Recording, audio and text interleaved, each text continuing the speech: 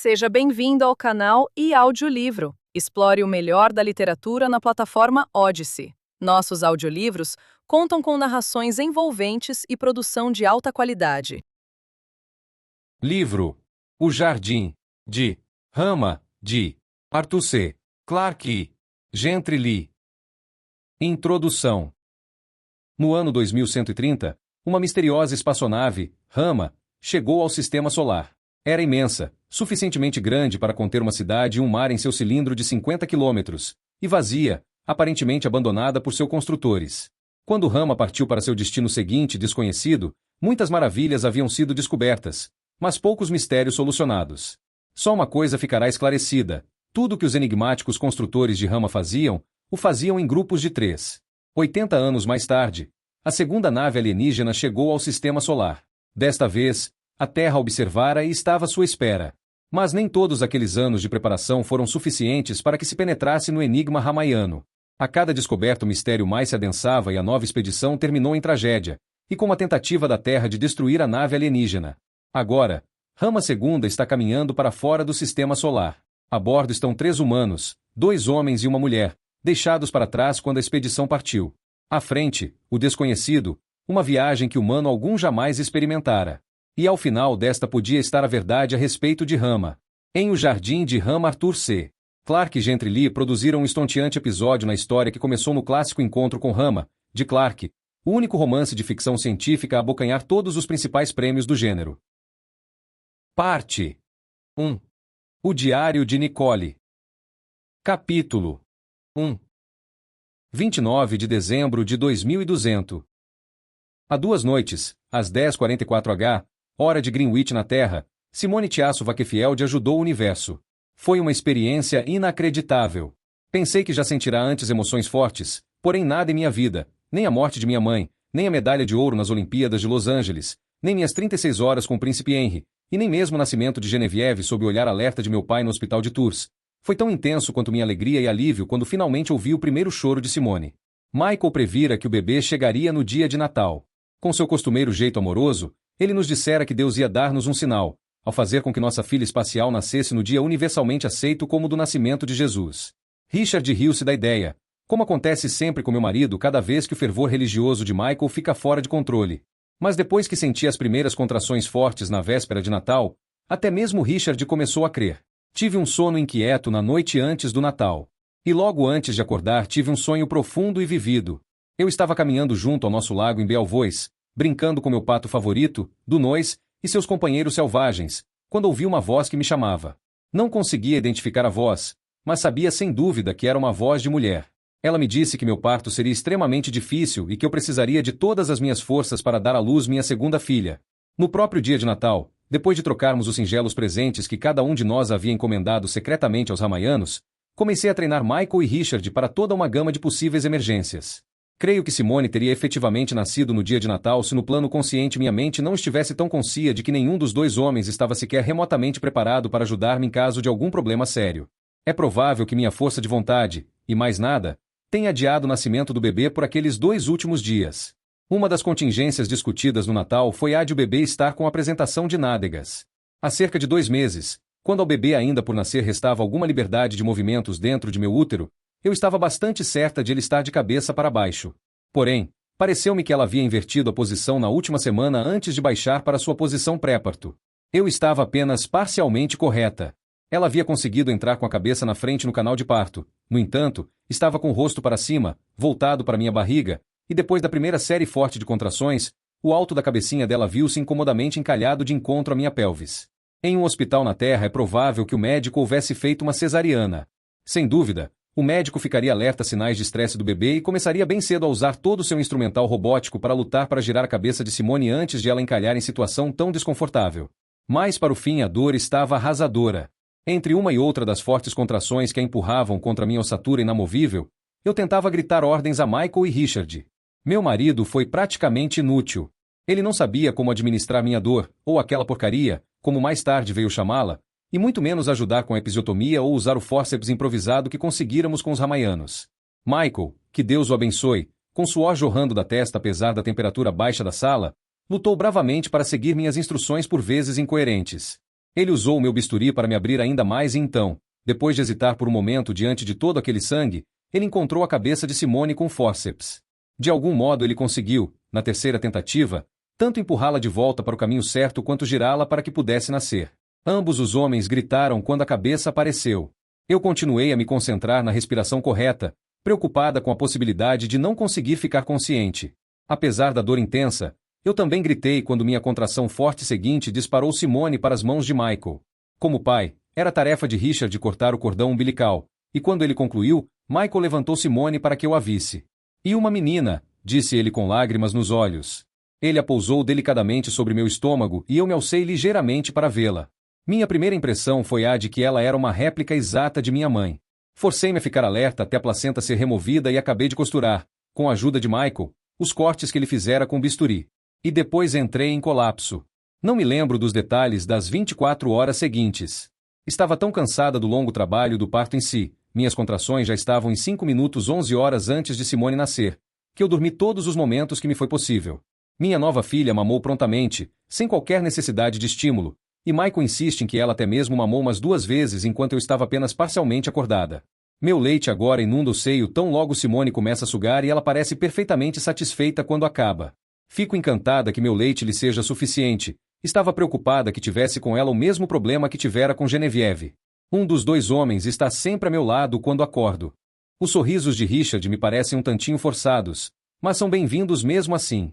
Michael está sempre pronto para colocar Simone em meus braços ou em meu peito quando estou acordada. Ele a carrega muito vontade, mesmo quando ela chora, e fica resmungando. Ela é linda.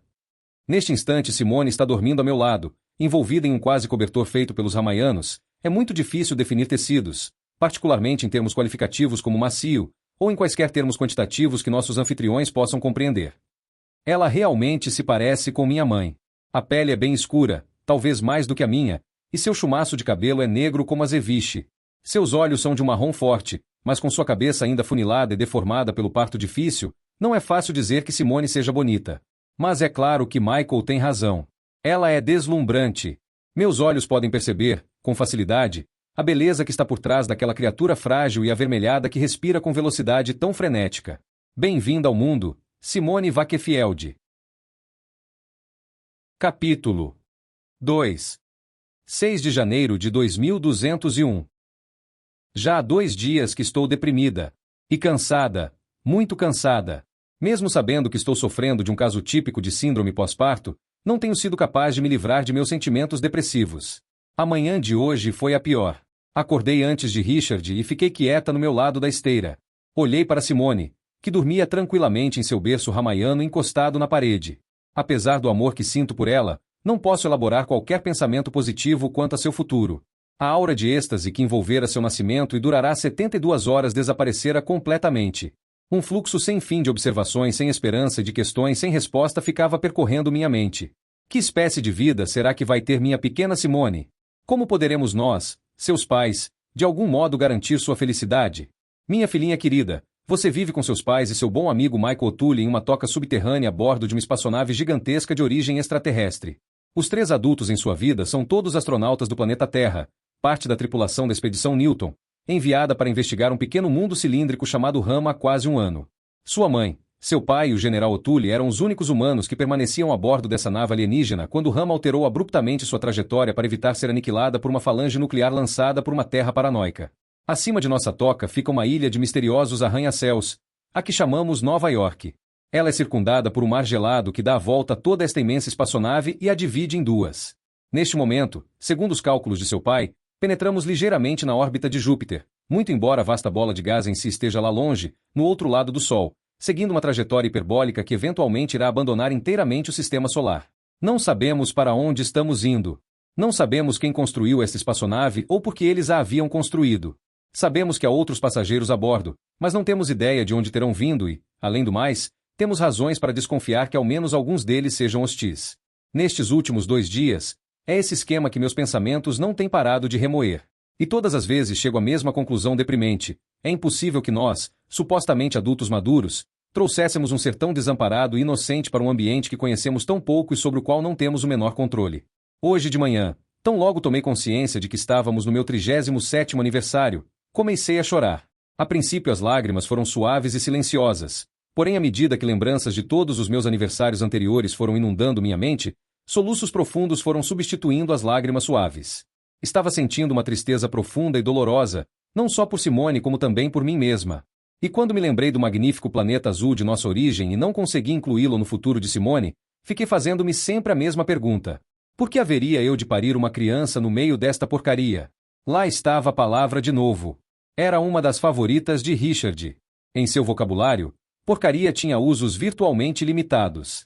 Qualquer coisa que estivesse caótica e ou fora de controle, seja um problema técnico ou uma crise doméstica, tal como uma esposa aos prantos tomada por uma violenta crise de depressão pós-parto, é chamada de porcaria. Os homens não foram de grande ajuda hoje de manhã.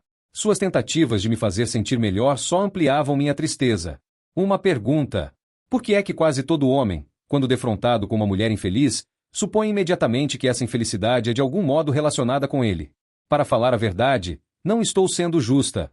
Michael já teve 3 filhos, ao longo dos anos, e tem certo conhecimento sobre os sentimentos que estou tendo. O que fez, principalmente, foi perguntar se havia alguma coisa que pudesse fazer para me ajudar. Mas Richard ficou arrasado com minhas lágrimas. Assustou-se quando acordou e me encontrou em prantos. A princípio pensou que eu estivesse sentindo alguma horrenda dor física.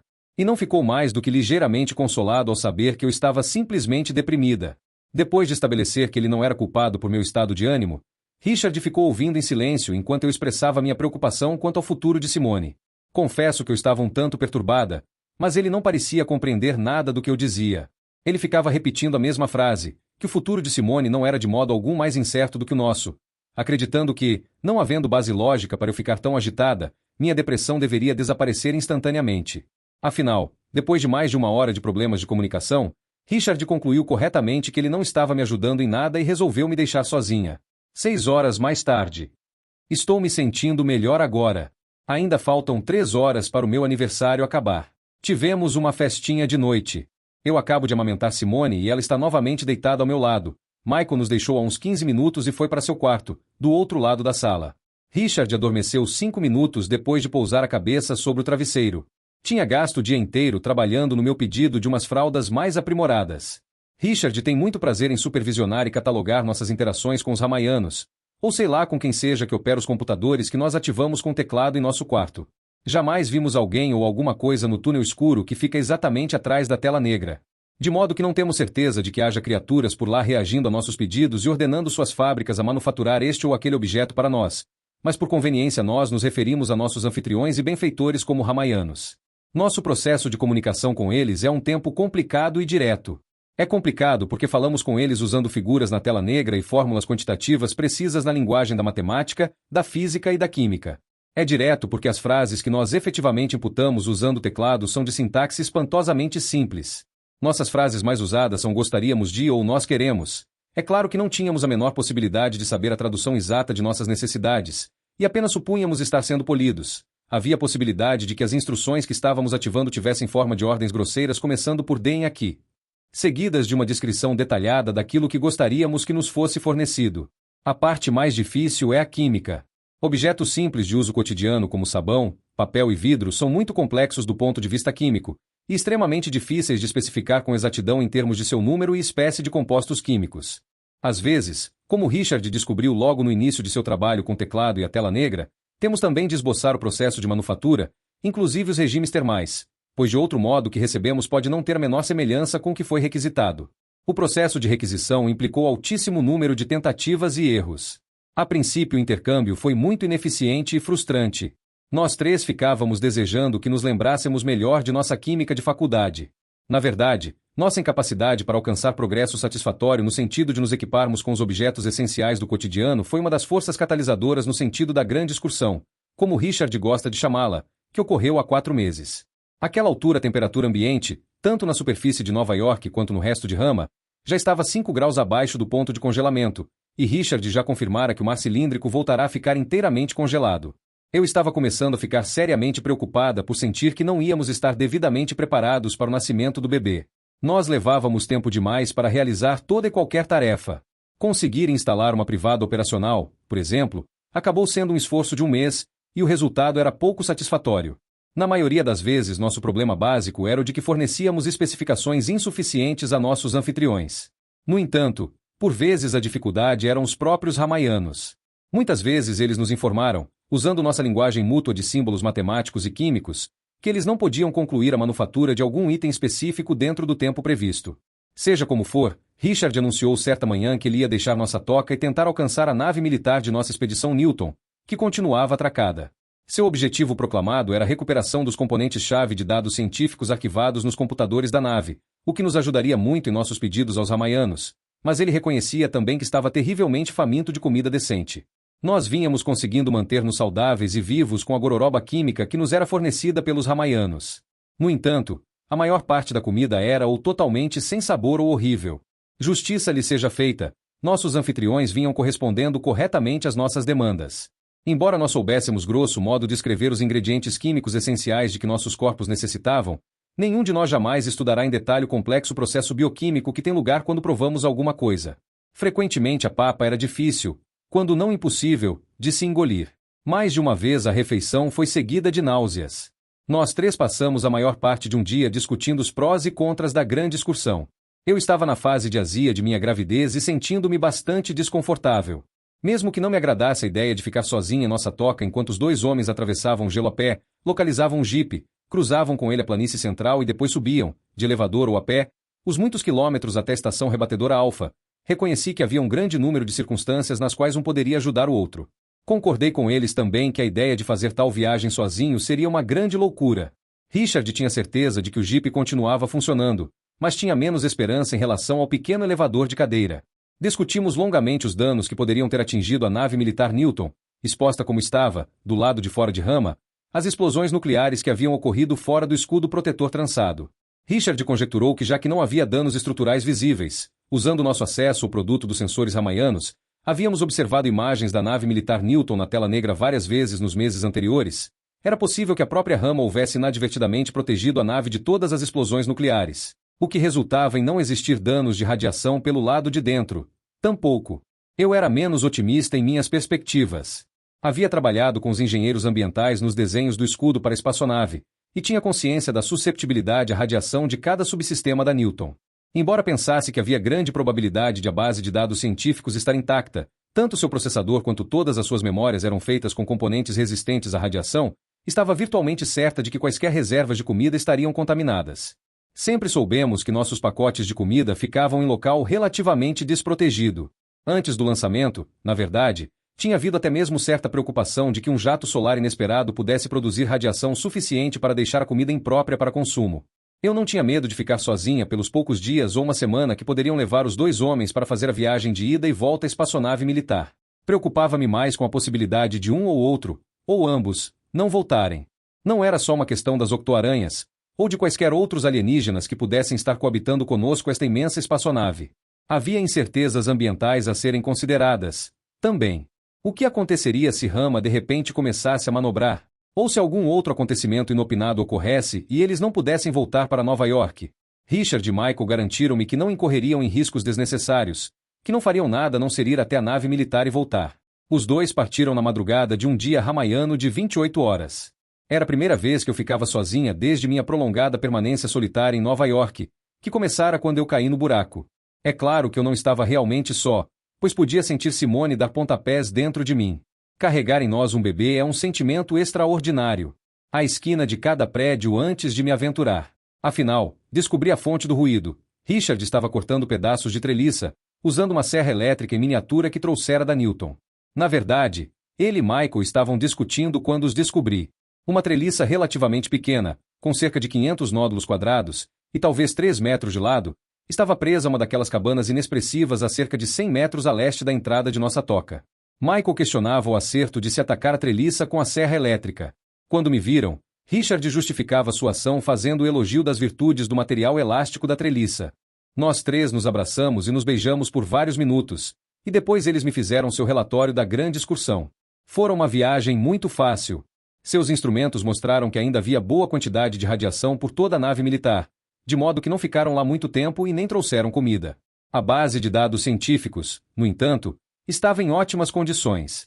Richard usará suas subrotinas de compressão de dados para transferir muitos deles para cubos compatíveis com nossos computadores portáteis. Haviam trazido também uma grande mochila cheia de ferramentas, tais como a serra, que julgavam ser útil para terminar nossa nova habitação. Richard e Michael trabalharam sem cessar daquele momento até o nascimento de Simone. Usando novas informações químicas que encontraram no banco de dados, tornou-se mais fácil pedir o que precisávamos aos ramaianos. Cheguei até experimentar salpicar ésteres inócuos e outros elementos orgânicos simples na comida, o que resultou em certa melhoria no gosto. Michael completou o quarto no fim do corredor, o berço de Simone foi construído, e nossos banheiros enormemente aprimorados. Considerando as limitações, nossas condições de vida tornaram-se então bastante aceitáveis. Talvez em breve. Um momento. Estou ouvindo um chorinho ao meu lado. É hora de alimentar minha filha. Antes que os últimos 30 minutos de meu aniversário passassem à história, quero voltar às vividas imagens de aniversários anteriores que precipitaram o agravamento de minha depressão esta manhã. Para mim, o dia do meu aniversário sempre foi o dia mais importante do ano. A época de Natal e Ano Novo é especial, porém de modos diferentes, para todos os que compartilham dessa celebração. Já um aniversário focaliza mais especialmente o indivíduo. Eu sempre usei meus aniversários como um momento para reflexão e contemplação sobre a direção de minha vida. Se tentasse, é provável que eu pudesse lembrar-me de praticamente todos os meus aniversários, a partir dos 5 anos. Algumas lembranças, é claro, são mais pungentes do que outras. Na manhã de hoje, muitas das imagens de comemorações passadas evocaram sentimentos de nostalgia e saudades de casa. Em meu estado de depressão, debaterei contra minha incapacidade de providenciar ordem e segurança para a vida de Simone. Mas bem no mais profundo de minha depressão, confrontada com a imensa incerteza que cerca nossa existência aqui, eu não desejaria realmente que Simone não estivesse aqui para experimentar viver comigo. Não, nós somos viajantes ligadas pelos mais profundos liames, mãe e filha, compartilhando o milagre de consciência que chamamos de vida. Eu compartilhara de liame semelhante antes, não só com minha mãe e meu pai, como também com minha primeira filha, Genevieve. Bem, é espantoso que todas as imagens de minha mãe ainda se delineiam de modo tão incisivo em minha mente. Embora ela tenha morrido há 27 anos, quando eu tinha apenas 10, legou-me uma cornucópia de lembranças maravilhosas. Meu último aniversário com ela foi absolutamente extraordinário. Nós 3 fomos a Paris de trem. Papai usava seu novo terno italiano e estava lindo. Mamãe optara por usar um de seus vestidos nativos brilhantes e multicoloridos. Com o cabelo arrumado em camadas, ela parecia a princesa Senolfo que fora antes de se casar com papai. Jantamos em um restaurante sofisticado perto do Champs-Élysées, e depois caminhamos até um teatro onde vimos uma trupe negra executar um conjunto de danças nativas da África Ocidental. Depois do espetáculo tivemos permissão de ir aos camarins, onde mamãe me apresentou a uma das dançarinas, uma mulher alta e linda de excepcional negror. Era uma prima distante de mamãe, da Costa do Marfim. Eu fiquei ouvindo a conversa das duas na língua tribal Senolfo, relembrando os pedacinhos dos tempos de minha preparação para o poro 3 anos antes, deslumbrando-me mais uma vez com o modo como o rosto de minha mãe sempre se tornava mais expressivo quando ela se via entre seu povo. Mas, por mais fascinada que me sentisse por toda aquela noitada, eu só tinha 10 anos e teria preferido uma festa de aniversário normal, com minhas colegas de colégio. Mamãe percebeu meu desapontamento quando viajávamos no trem de volta para nossa casa no subúrbio de Chile-Mazarin. Não fique triste, Nicole, disse ela. No ano que vem você pode ter uma festa. Seu pai e eu quisemos aproveitar esta oportunidade para lembrá-la um pouco mais da outra metade de sua herança cultural. Você é cidadã francesa e viveu toda a sua vida na França, mas parte de você é Senolfo pura, com raízes nos hábitos tribais da África Ocidental. Hoje cedo, ao relembrar as danças ivoirienes executadas pela prima de mamãe e suas companheiras, imaginei por um momento, com o olhar da mente, entrar em um teatro lindo com minha filha Simone, de 10 anos, a meu lado, mas a fantasia logo terminou. Não há teatros para além da órbita de Júpiter. Na verdade, todo o conceito de um teatro provavelmente jamais terá qualquer significação para minha filha. E isso me deixa perplexa. Algumas de minhas lágrimas desta manhã caíram porque Simone jamais conhecerá seus avós, e vice-versa. Eles serão personagens mitológicos na trama de sua vida, e ela os conhecerá apenas por fotos e vídeos. Jamais terá a alegria de ouvir a espantosa voz de minha mãe. Nem jamais verá o suave e terno amor nos olhos de meu pai. Depois que mamãe morreu, meu pai tomou o maior cuidado para fazer com que cada um de meus aniversários fosse muito especial. No 12º, logo depois que nos mudamos para a vila em Belvois, papai e eu caminhamos juntos sob a neve que caía pelos tratadíssimos jardins do Chantiel de Villandre. Naquele dia ele prometeu-me que estaria sempre a meu lado quando eu precisasse dele. Apertei mais a mão dele quando caminhamos ao longo das sebes. Naquele dia eu também chorei, confessando a ele, e a mim também, o medo que tinha que ele também me abandonasse. Ele aconchegou-me contra o peito e beijou-me a testa. Jamais quebrou sua promessa. Ainda no ano passado, no que agora parece ter sido em uma outra vida, meu aniversário começou em um trem de esquiadores perto da fronteira da França. Ainda continuava acordada à meia-noite, rememorando meu encontro com Henry no chalé na encosta do Veis-Flujós. Não lhe havia dito, quando me perguntou indiretamente, que ele era o pai de Geneviève. Não lhe daria tal satisfação. Mas lembro-me de ficar pensando, no trem, se era justo eu negar a minha filha o fato de seu pai ser o rei da Inglaterra. Serão meu auto-respeito e orgulho tão importantes que justifiquem impedir que minha filha saiba que é uma princesa? Eu estava remoendo a mesma indagação em minha mente, olhando sem ver a noite escura, quando Geneviève, como se atendendo a uma deixa, apareceu ao lado de meu leito. Feliz aniversário, mamãe, disse ela sorrindo. Deu-me um abraço e quase que eu falei a respeito de seu pai. E o faria, estou certa, se soubesse o que iria acontecer na expedição Newton. Eu sinto sua falta, Geneviève. Queria que me tivesse sido permitido me despedir direito de você. As lembranças são uma coisa muito esquisita. Hoje de manhã, em minha depressão, o fluxo de imagens de aniversários anteriores deu ênfase a minhas sensações de isolamento e perda. Agora, que estou me sentindo mais forte, saboreio as mesmas lembranças. Não me sinto mais tão terrivelmente triste por Simone jamais poder vivenciar o que conheci. Seus aniversários serão completamente diferentes dos meus, mas serão únicos para a vida dela. É meu privilégio dever torná-los tão memoráveis e plenos de amor quanto me for possível. Capítulo 3. 26 de maio de 2201. Às 5 horas uma série de acontecimentos extraordinários começou a ocorrer dentro de Rama. Estávamos sentados juntos, naquele momento, comendo nossa refeição noturna de carne assada, batatas e salada. Como tentativa de nos convencermos de que o que estamos comendo é delicioso, temos nomes em código para cada uma das combinações químicas que obtemos dos ramaianos, sendo o nome em código aproximadamente derivado da espécie de nutrição ali oferecida, de modo que carne assada é rica em proteínas, batatas são basicamente carboidratos, etc. Quando ouvimos um apito puro e distante, todos nós paramos de comer e os dois homens se cobriram de roupas para subir à superfície. Quando o apito persistiu, eu agarrei Simone e minhas roupas pesadas, enrolei o bebê em inúmeros cobertores, e segui Richard e Michael para o frio lá fora. O apito ficava muito mais forte na superfície. Estávamos bastante certos de que vinha do sul, mas como estava escuro em Rama, relutávamos em sair andando para longe de nossa toca. Após alguns minutos, no entanto, começamos a ver manchas de luz refletidas na superfície espelhada dos arranha-céus circundantes, e não foi mais possível conter nossa curiosidade. Com muito cuidado, nos arrastamos na direção da margem sul da ilha, onde não haveria prédios entre nós e os imponentes chifres da concavidade sul de Rama. Quando chegamos às margens do mar cilíndrico, um show espetacular de luzes estava acontecendo. Arcos de luzes multicoloridas voando para todo lado e iluminando as gigantescas espiras da concavidade sul continuaram a aparecer por mais de uma hora. Até a pequena Simone ficou hipnotizada pelas longas réstias de amarelo, azul e vermelho que pulavam entre as espiras criando desenhos de arco-íris no escuro. Quando o espetáculo acabou repentinamente, acendemos nossas lanternas de mão e nos dirigimos de volta para a toca. Após alguns minutos de caminhada, nossa conversa animada foi interrompida por um guincho longo e distante. Sem sombra de dúvida, o som de uma das imensas aves que ajudaram a mim e a Richard a fugir de Nova York no ano passado. De súbito, paramos e ficamos ouvindo. Já que não havíamos ouvido ou visto qualquer ave desde que voltamos a Nova York para avisar aos ramaianos sobre os mísseis nucleares que se aproximavam, Richard e eu ficamos muito excitados. Richard fora sua toca algumas vezes, porém jamais obtivera resposta a seus gritos ao longo do grande corredor vertical. Havia apenas um mês Richard dissera que pensava que as aves haviam abandonado Nova York de vez, mas o guincho desta noite indicava que ao menos um de nossos amigos ainda estava por ali. Em poucos segundos, antes que tivéssemos tempo de debater se deveríamos ou não seguir em direção ao guincho, ouvimos um outro som, também familiar, alto demais para deixar qualquer um de nós sentir-se confortável. Felizmente, os pelos que se arrastavam não estavam entre nós e nossa toca. Eu pus o braço em torno de Simone e disparei para casa, por 2 vezes quase batendo de encontro a prédios, em minha corrida, em razão da pressa no escuro. Michael foi o último a chegar.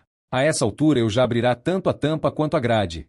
São várias delas, disse Richard arfando, à medida que o ruído das octoaranhas, cada vez mais forte, nos cercava. Ele dirigiu o raio da lanterna para o caminho que ia de nossa toca para o leste, e vimos 2 objetos grandes e escuros movendo-se em nossa direção. Normalmente vamos dormir umas 2 ou 3 horas após o jantar, mas esta noite foi um caso excepcional. O espetáculo das luzes, o grito da ave e o quase encontro com as octoaranhas haviam estimulado a energia de todos nós. Ficamos falando e falando, com Richard convencido de que algo de realmente importante estava a ponto de acontecer. Lembrou-nos que a manobra do impacto da Terra realizada por Rama também fora precedida de um pequeno espetáculo luminoso na concavidade sul. Naquele momento, lembrou-se, houvera consenso entre todos os cosmonautas da Newton de que toda aquela demonstração servia como anúncio ou, talvez, como alguma espécie de sinal de alerta. Qual seria, indagava-se Richard, o significado da apresentação esplendorosa desta noite? Para Michael, que não estivera dentro de Rama por qualquer período mais longo de tempo antes de sua passagem próximo à Terra, e jamais tivera qualquer contato com as aves ou as octoaranhas, os acontecimentos desta noite ganharam vasta proporção. A fugidia visão que tivera daquelas criaturas tentaculares vindo em nossa direção pelo caminho deu-lhe alguma medida do terror que Richard e eu sentíramos quando corríamos por aqueles bizarros espetos acima, no ano passado, fugindo da toca das octoaranhas. Serão as octoaranhas os ramaianos? Perguntou Michael esta noite. Se forem, continuou, por que razão haveríamos de fugir delas? Sua tecnologia avançou tão mais além da nossa que podem fazer conosco o que bem entenderem. As octoaranhas são passageiras neste veículo, respondeu Richard, depressa, exatamente como nós. As aves também. As octos pensam que nós podemos ser os ramaianos, mas não têm certeza. As aves são um enigma. Por certo não podem ser uma espécie que viaje pelo espaço. Como será que chegaram à nave? Serão elas parte, talvez, do ecossistema ramaiano original? Instintivamente, eu apertava Simone contra meu corpo. Tantas perguntas. Tão poucas respostas. A lembrança do pobre Dr. Takagi, empalhado como um grande peixe ou tigre, posto de pé no Museu das Octoaranhas atravessou minha mente e deu-me arrepios. Se somos passageiros, disse eu, falando baixo, então para onde estamos indo? Richard suspirou. Andei fazendo umas computações, disse. E os resultados não são muito encorajadores. Mesmo que estejamos viajando muito rapidamente em relação ao Sol, nossa velocidade é mínima quando o sistema de referência é nosso próprio grupo de estrelas. Se nossa trajetória não mudar, sairemos do sistema solar na direção geral da estrela Barnard. Atingiremos o sistema Barnard dentro de vários milhares de anos. Simone começou a chorar. Era tarde e ela estava muito cansada. Excusei-me e fui até o quarto de Michael para amamentá-la enquanto os homens observavam os outputs dos sensores na tela negra, a fim de ver se conseguiam determinar o que poderia estar acontecendo. Simone mamou agitada, chegando mesmo a machucar-me o seio uma vez. Sua inquietação era muitíssimo inusitada. Normalmente é uma criança muito suave. Está sentindo nosso medo, não é? Disse eu a ela. Li em algum lugar que os bebês podem sentir as emoções dos adultos que os cercam. Talvez seja verdade. Eu não conseguia descansar, nem mesmo depois de Simone já estar dormindo confortavelmente sobre seu cobertor no chão. Meus sentidos de premonição estavam me avisando que os acontecimentos da noite sinalizavam uma transição para a nova fase de nossa vida a bordo de Rama. Não me encorajara muito o cálculo de Richard de que Rama poderia navegar pelo vácuo interestelar por mais de 1000 anos. Tentei imaginar nossas condições atuais para o resto de minha vida, mas minha mente refugou. Seria uma existência entediante para Simone.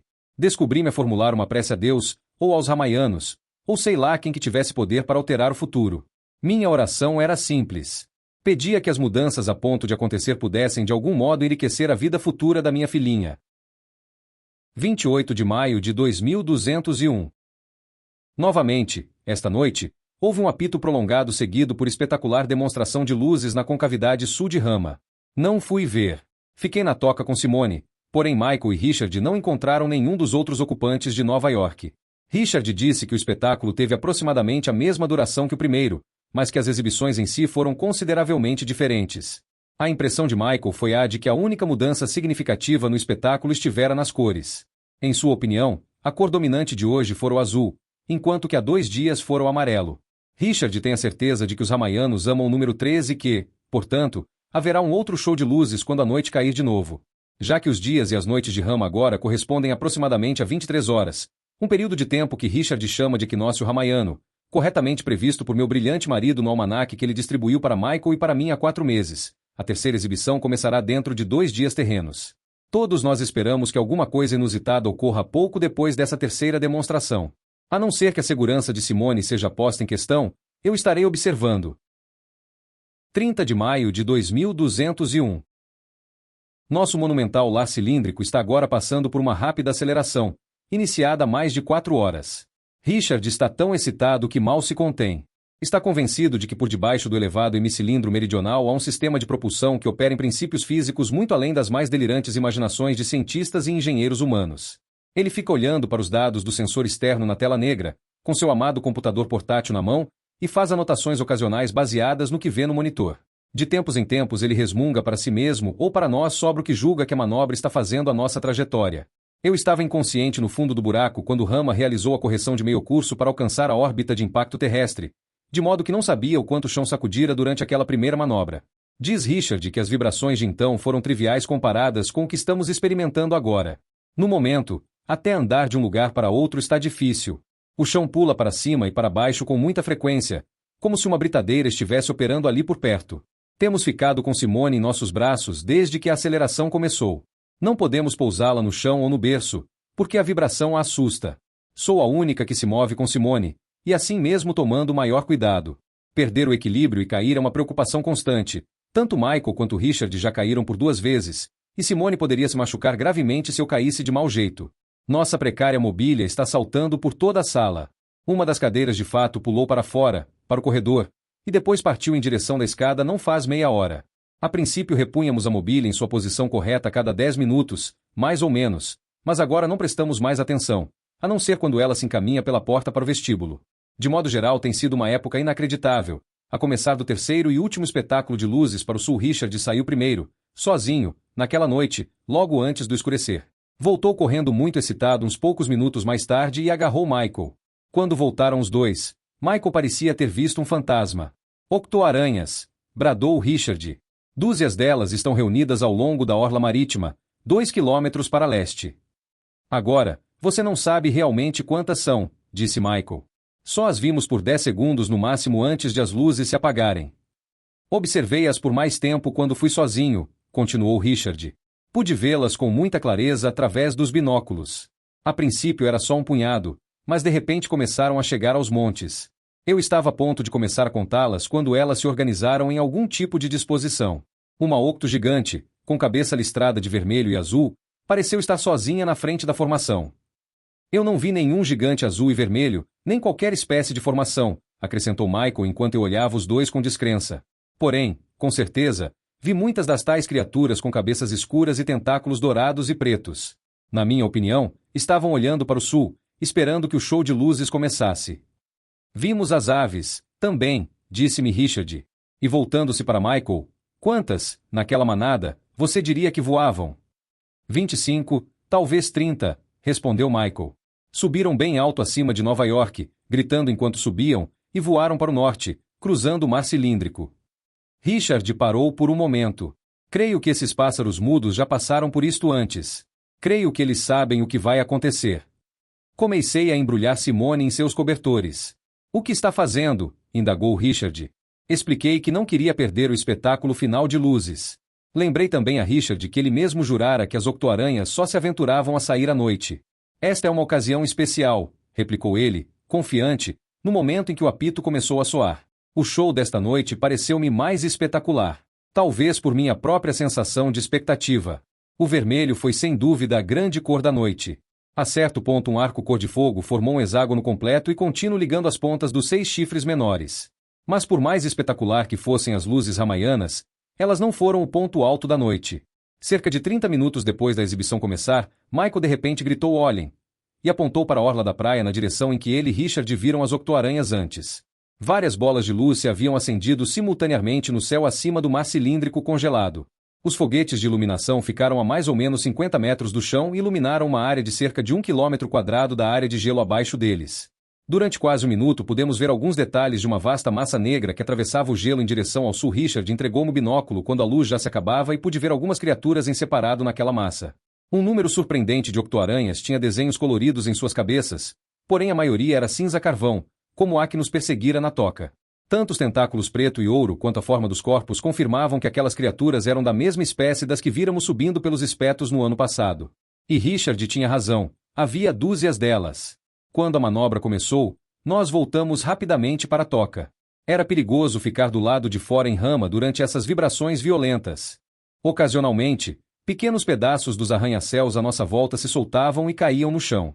Simone desatou a chorar tão logo tudo começou a se sacudir. Depois da dificultosa descida para nossa toca, Richard começou a verificar os sensores externos, observando principalmente as posições de estrelas e planetas. Saturno pode ser muito bem identificado em alguns dos quadros ramaianos, fazendo a seguir computações a partir dos dados observados.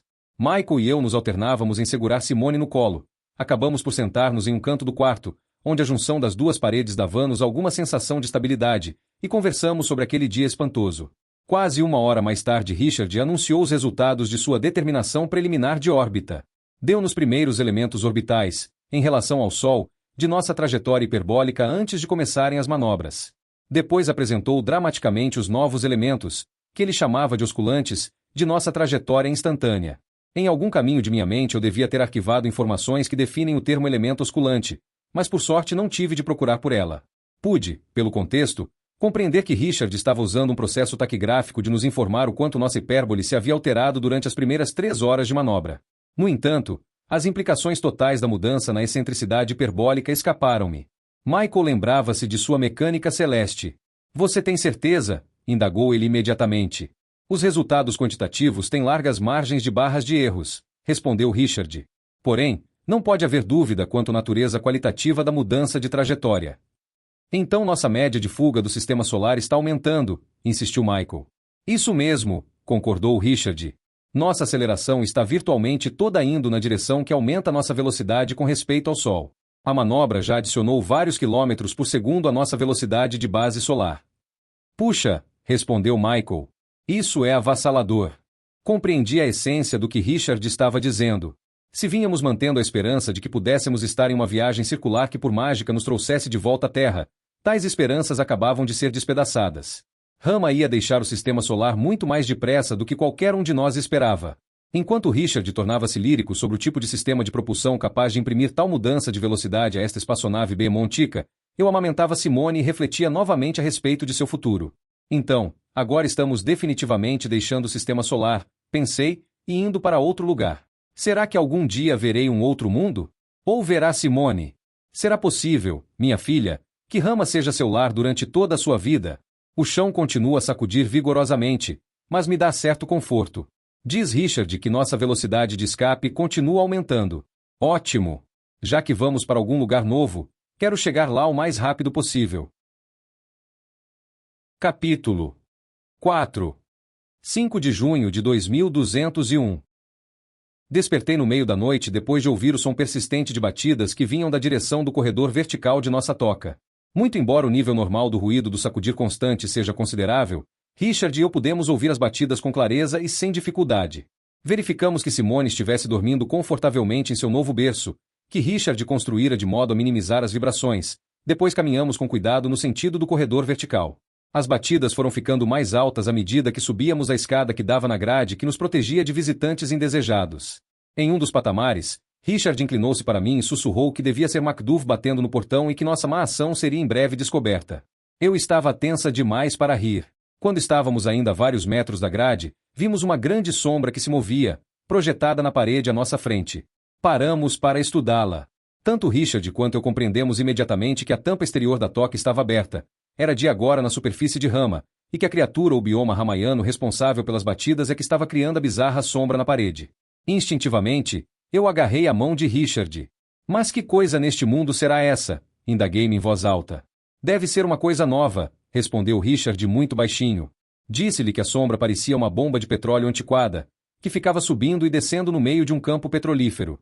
Ele deu um sorriso nervoso e concordou.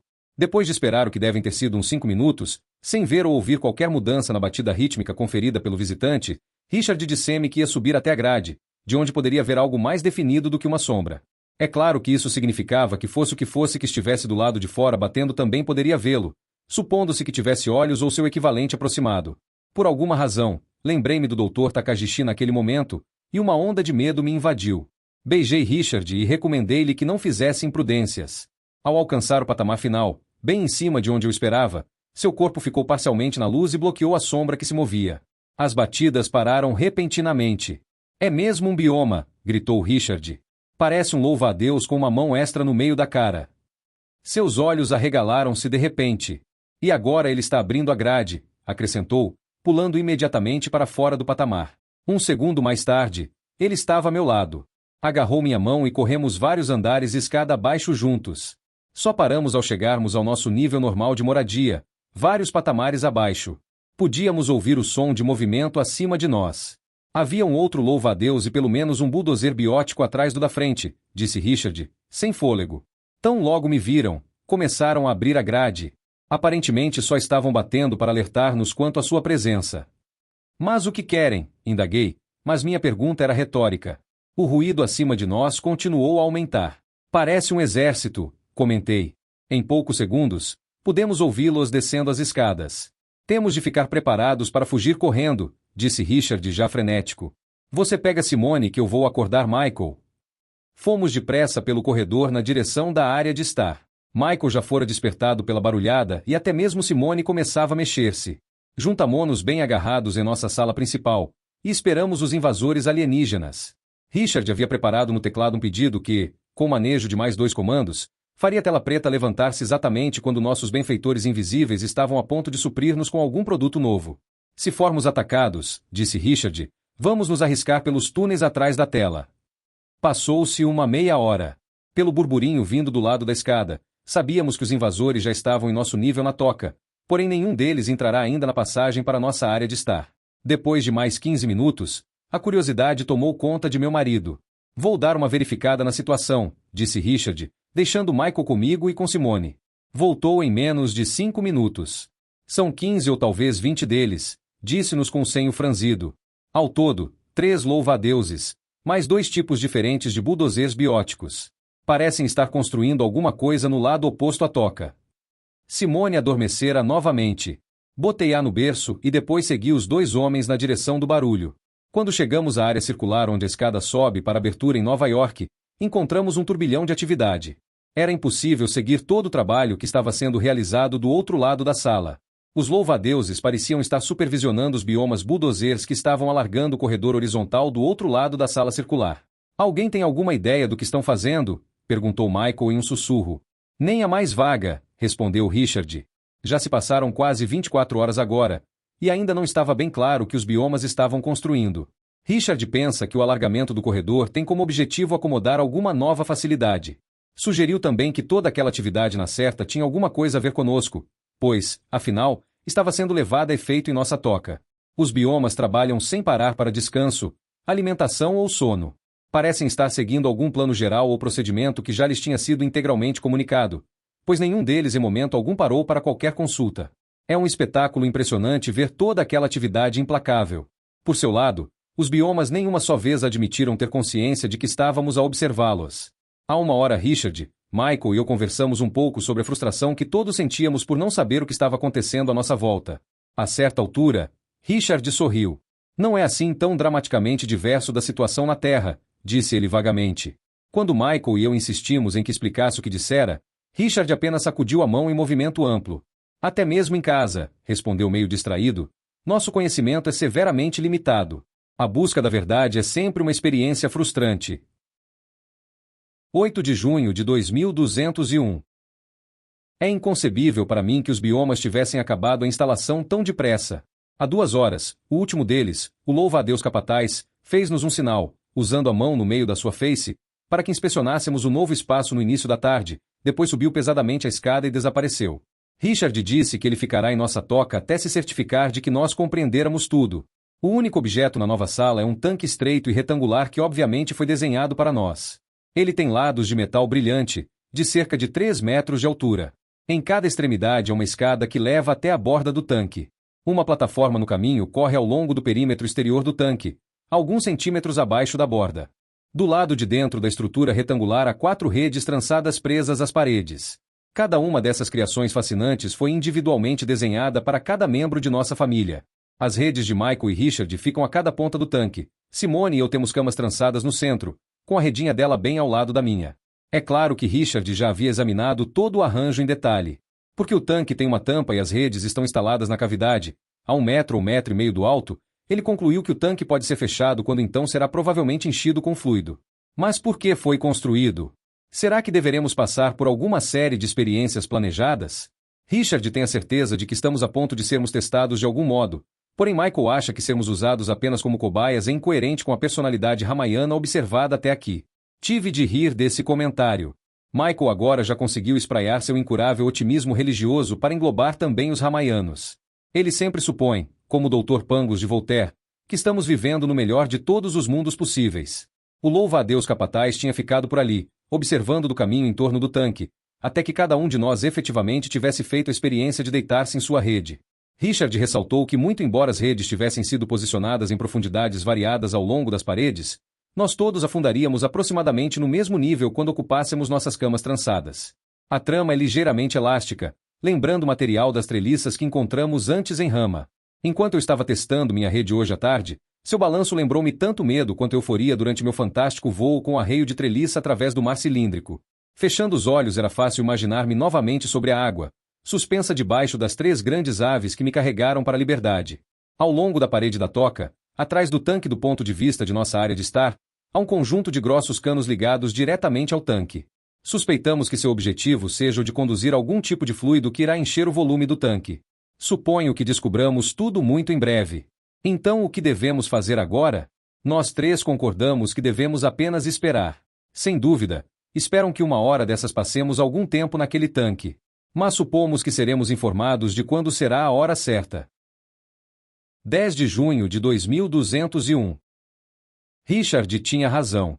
Ficou certo de que o apito intermitente, de baixa frequência de ontem, logo cedo, anunciava a nova fase de transição da missão. Sugeriu até mesmo que talvez devêssemos ir para o tanque e ficar preparados para tomar nossas posições nas redes individuais. Michael e eu discutimos com ele, insistindo em que não tínhamos nem de longe informações suficientes para tal conclusão precipitada. Devíamos ter seguido os conselhos de Richard. Essencialmente, ignoramos o apito e prosseguimos com nossa rotina normal, se é que esse termo pode ser usado para nossa existência dentro de uma espaçonave de origem alienígena. Cerca de 3 horas mais tarde, o louva-a-Deus capataz apareceu repentinamente na porta de nossa sala principal e me deu um susto terrível. Ele apontou para o corredor com seus dedos esquisitos, deixando claro que devíamos seguir com certa pressa. Simone ainda estava dormindo e não ficou nada contente quando eu a acordei. Estava também com fome, mas o louva-a-Deus não permitiu que eu parasse para amamentá-la, de modo que Simone estava tendo acessos de choro quando fomos tangidos através da toca para o tanque. Um segundo louva-a-Deus estava à nossa espera no caminho que ladeia o tanque, segurando capacetes transparentes em suas estranhas mãos. Ele devia ser também um inspetor, pois não permitiu que descêssemos para nossas redes antes de verificar e ter a certeza de que os capacetes estavam corretamente colocados em nossas cabeças. O composto plástico ou vítreo que forma o capacete é notável. Pode-se ver perfeitamente através dele. E as bases dos capacetes também são extraordinárias. São feitas de um composto grudento, meio borrachoso, que se adere muito firmemente à pele, criando um selo impermeável. Fazia apenas 30 segundos que estávamos deitados em nossas redes quando um jato poderoso apertou para baixo os componentes trançados com tal força que afundamos até a metade do tanque vazio.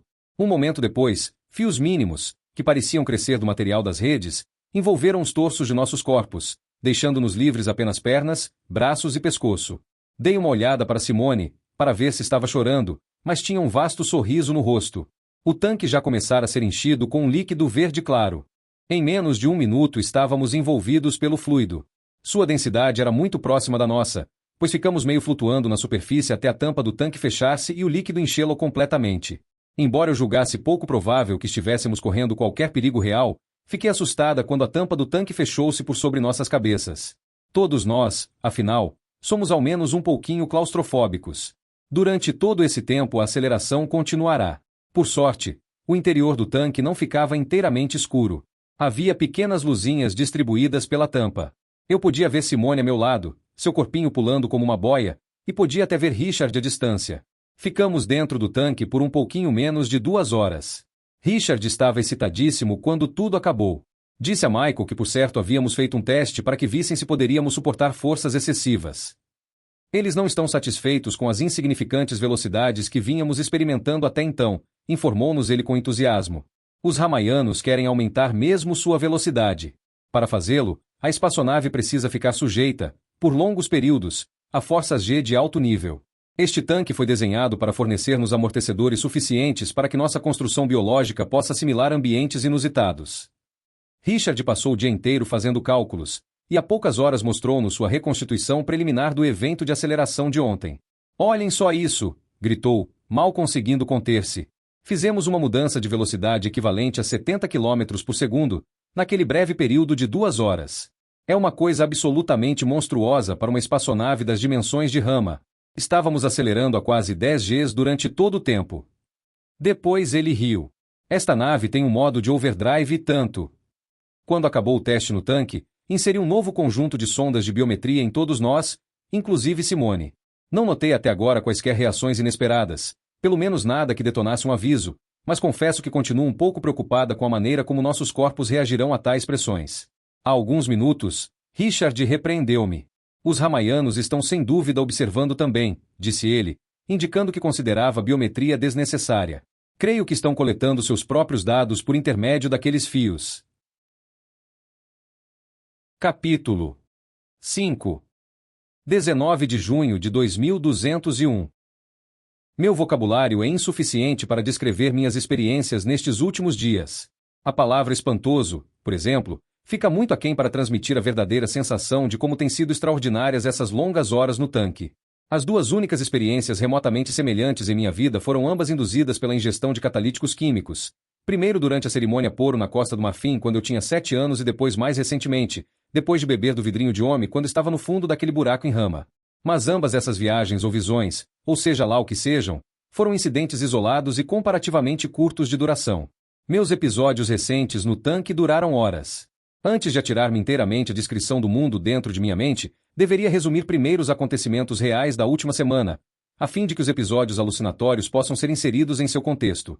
Nossa vida cotidiana mudou agora para um esquema que se repete. A espaçonave continua a manobrar, porém de dois modos separados. O regular, quando o chão sacode e tudo se move, porém uma vida quase normal pode ser vivida, e o overdrive, quando o Rama acelera em velocidade feroz que Richard agora calculava como ficando acima de 11 Gs. Quando a espaçonave está em overdrive, nós 4 temos de ficar dentro do tanque. Os períodos de overdrive duram um pouquinho menos de 8 horas em cada ciclo de 27 horas e 6 minutos, em esquema sempre repetitivo. Fica claro que a intenção é a de que nós durmamos durante os segmentos de overdrive. As luzinhas acima de nossas cabeças na tampa do tanque são apagadas após os primeiros 20 minutos de cada segmento, e ficamos ali deitados em escuridão total até 5 minutos antes do período de 8 horas. Toda essa rápida mudança de velocidade, segundo Richard, está apressando nossa fuga do Sol.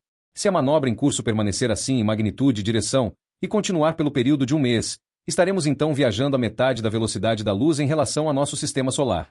Para onde estamos indo? Perguntou Michael, ainda ontem. Ainda é cedo para dizer, respondeu Richard. Só o que sabemos é que estamos disparando a médias fantásticas. A temperatura e a densidade do líquido dentro do tanque vêm sendo ajustadas a cada período, até que agora tornaram-se exatamente iguais às nossas. Como resultado, quando estou deitada no escuro, não sinto nada a não ser uma força para baixo quase imperceptível. Minha mente sempre me informa que estou dentro de um tanque de aceleração, cercada por algum tipo de acolchoado fluido que protege meu corpo daquela poderosa força, mas a ausência de sensação eventualmente acaba por me fazer perder inteiramente meu sentido de corpo. E é então que começam as alucinações. É quase como se algum input sensorial normal no cérebro fosse necessário para manter-me funcionando adequadamente. Se nenhum som, ou visão, ou gosto, ou cheiro, ou dor atinge meu cérebro, seu funcionamento parece tornar-se desregulado. Tentei discutir o fenômeno com Richard há 2 dias, porém ele olhou-me como se eu fosse louca. Ele não tem tido alucinações. Ele gasta seu tempo na zona crepúsculo, seu nome para o período sem input sensorial que precede o sono profundo, fazendo cálculos matemáticos, evocando uma série de mapas da Terra, ou até mesmo revivendo seus mais notáveis momentos sexuais. Ele positivamente gerencia seu cérebro. Até mesmo a ausência de inputs sensoriais. É por isso que somos tão diferentes. Minha mente quer encontrar um caminho próprio quando não está sendo utilizada para tarefas como processar os bilhões de dados que chegam de todas as outras células em meu corpo. As alucinações normalmente começam com um pontinho vermelho ou verde que aparece na total escuridão que me cerca. À medida que o ponto aumenta, juntam-se a ele outras cores, muitas vezes o amarelo, o azul ou o roxo. Cada cor configura-se, rapidamente, em seu próprio esquema irregular e se expande através do meu quadro de visão. O que vejo transforma-se em um caleidoscópio de cores vivas. O movimento no campo vai acelerando até que centenas de tiras e manchas mesclam-se em uma explosão insana. No meio desse delírio de cor, uma imagem coerente sempre se forma. A princípio não sou capaz de saber exatamente qual é ela, pois a figura ou figuras são muito pequenas porque estão muito, muito longe. À medida que a imagem se aproxima, ela muda de cor várias vezes, ampliando tanto a sobrecarga surreal da visão quanto minha sensação interior de pavor. Mais de metade das vezes a imagem que eventualmente se define contém minha mãe, ou algum animal como uma chita ou uma leoa, que intuitivamente reconheço como minha mãe sob disfarce. Desde que eu apenas observe e não faça qualquer tentativa volitiva para interagir com minha mãe, ela permanece um personagem na imagem cambiante. No entanto, se tento de qualquer forma entrar em contato com minha mãe, ou com o animal que a representa, ela desaparece imediatamente, deixando-me presa de uma avassaladora sensação de abandono. Durante uma de minhas alucinações recentes, as ondas de cor se decompuseram em desenhos geométricos, que por seu turno transformaram-se em silhuetas humanas marchando em fila indiana através de meu campo de visão. Homem liderava a procissão, com longa túnica verde. As duas figuras no final do grupo eram ambas mulheres, as heroínas de minha adolescência, Joana d'Arc e Eleonor de Aquitânia. Quando comecei a ouvir suas vozes, a procissão dissolveu-se e a cena mudou instantaneamente. De repente, estava em um pequeno barco a remo, na neblina matinal do Lago dos Patos na vila em Bealvoz. Eu tremia de medo e comecei a chorar de forma incontrolável. Joana e Eleonor apareceram na neblina para garantir-me que meu pai não ia casar-se com Helena, a duquesa inglesa com quem ele fora passar umas férias na Turquia. Em outra noite, a abertura de cores foi seguida por um bizarro espetáculo teatral em algum ponto do Japão. Havia apenas 2 personagens na peça alucinatória, ambos os quais usavam máscaras brilhantes e expressivas. O homem estava vestido com terno e gravata ocidentais, declamava poesia e tinha olhos magníficos, claros e abertos, que podiam ser vistos através de sua máscara amistosa. O outro homem parecia um guerreiro samurai do século XVII. Sua máscara era uma carranca perene, que começou a ameaçar tanto a mim quanto a seu colega mais moderno. Gritei no final dessa alucinação, porque os 2 homens se encontraram no centro do palco e mesclaram-se em um único personagem. Algumas de minhas mais fortes imagens alucinatórias não duravam mais que alguns segundos. Na segunda ou terceira noite, o príncipe Henry, nu, ereto de desejo, seu corpo de um roxo vibrante, apareceu por 2 ou 3 segundos no meio de uma outra visão na qual eu cavalgava uma octoaranha gigantesca e verde. Durante o sono de ontem não apareceram cores durante horas. Depois, quando tomei consciência de estar incrivelmente faminta, um melão gigante, cor-de-rosa, apareceu na escuridão. Quando tentei comer o melão, em minha visão, ele criou pernas e saiu correndo, desaparecendo em meio a cores indefinidas. Será que alguma dessas coisas tem algum significado? Poderei aprender alguma coisa a respeito de mim ou de minha vida por meio desses fluxos aparentemente aleatórios de minha mente sem rumo? O debate acerca da significação do sonho já segue acalorado há quase 3 séculos, e ainda não está resolvido. Estas minhas alucinações, parece-me, são ainda mais afastadas da realidade do que os sonhos normais. Em certo sentido, eles são primos distantes das 2 viagens psicodélicas que fiz na minha juventude, e qualquer tentativa de as interpretar logicamente seria absurdo. No entanto, de algum modo ainda creio que algumas verdades fundamentais estão contidas nesses desatinos loucos e aparentemente desconexos de minha mente. Talvez porque não aceite que o cérebro humano jamais opere de forma puramente aleatória. 22 de julho de 2201. Ontem o chão finalmente parou de sacudir. Richard o predissera. Quando não voltamos para o tanque, há 2 dias, na hora costumeira, Richard conjecturou corretamente que a manobra estaria quase completada. De modo que assim entramos em uma outra fase de nossa incrível odisseia. Meu marido informou-nos que estamos agora viajando a uma velocidade igual à metade da velocidade da luz. Isso significa que cobrimos a distância Terra-Lua aproximadamente cada 2 segundos. Estamos indo, mais ou menos, na direção da estrela Sirius, a mais brilhante estrela verdadeira do céu noturno de nosso planeta natal. Se não houver mais manobras, estaremos na vizinhança de Sirius em mais uns 12 anos. É um alívio que nossa vida possa agora voltar a alguma espécie de equilíbrio local. Simone parece ter ultrapassado os longos períodos no tanque sem quaisquer dificuldades aparentes, mas não acredito que uma experiência como essa possa deixar um bebê inteiramente ileso. É importante para ela que nós agora restabeleçamos nossa rotina diária. Nos momentos em que estou só, penso muitas vezes naquelas vividas alucinações durante os primeiros 10 dias no tanque.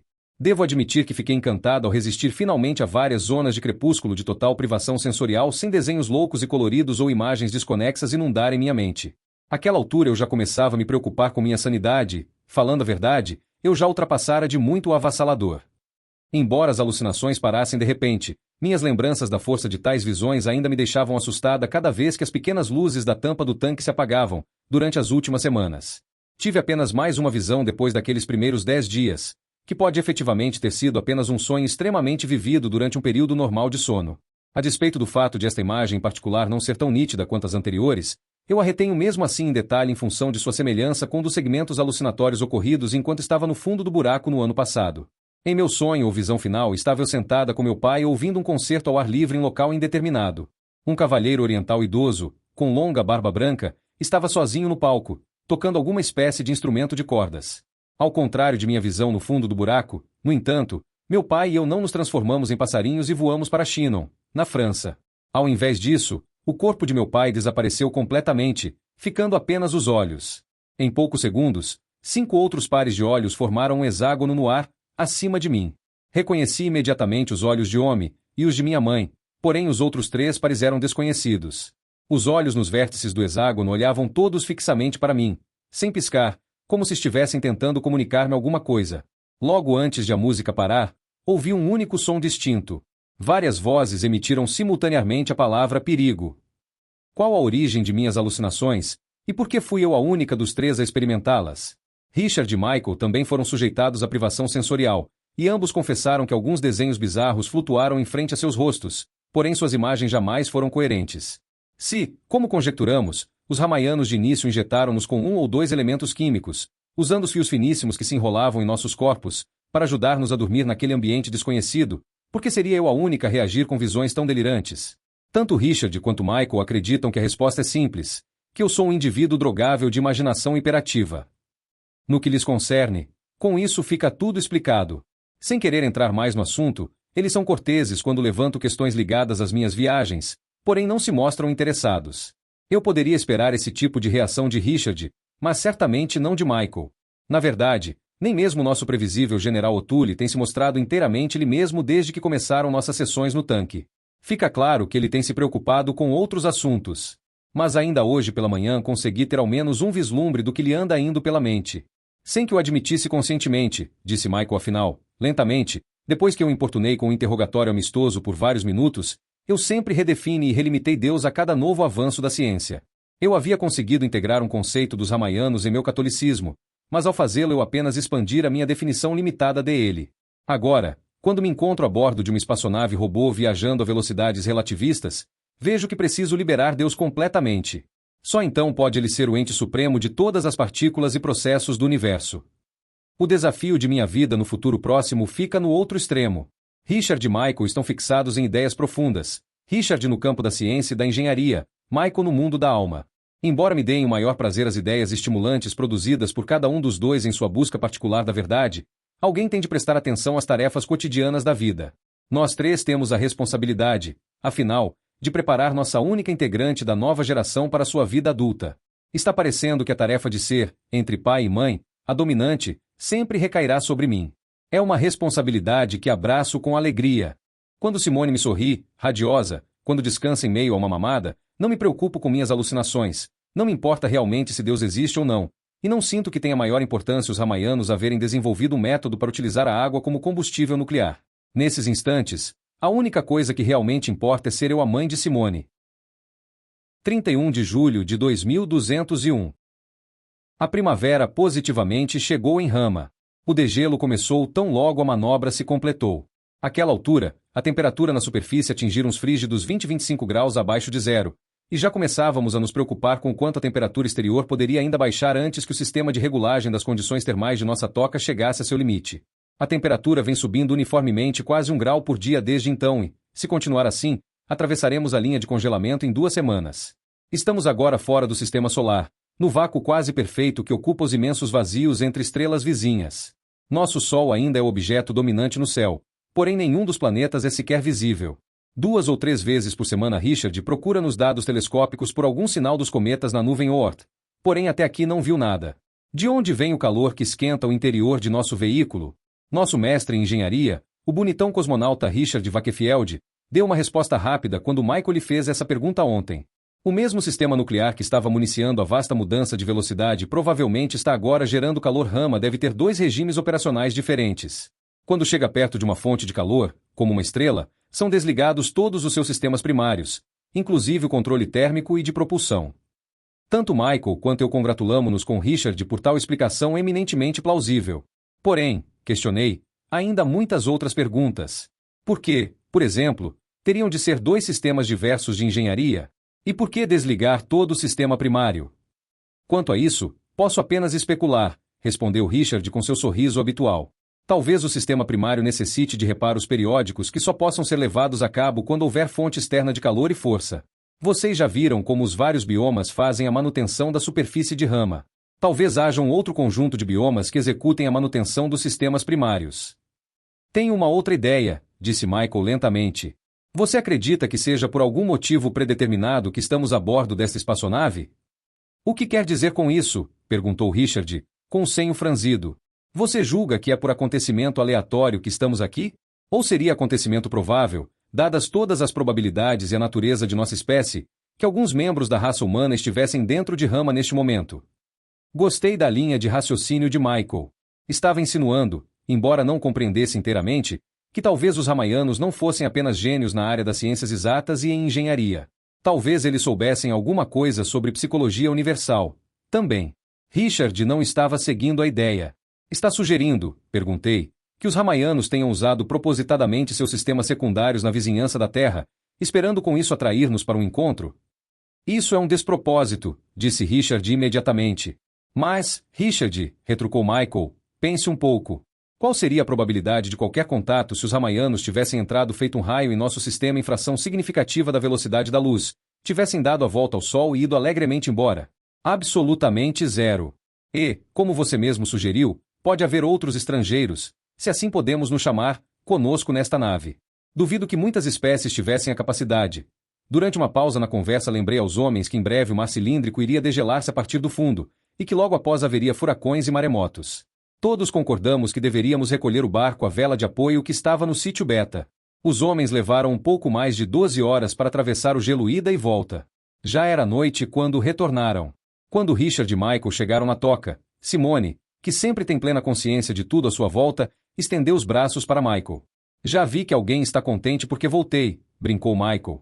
Desde que seja apenas Simone, disse Richard. Parecia estranhamente tenso e distante. Na noite passada, esse estranho clima emocional perdurou. O que foi, querido? Perguntei-lhe, quando já estávamos sozinhos em nossa esteira.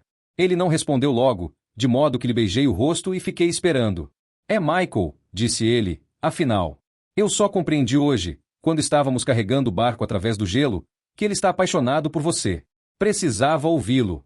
Ele só fala de você. Você é a mãe perfeita, a esposa perfeita, a amiga perfeita. Chegou até a confessar que tem inveja de mim.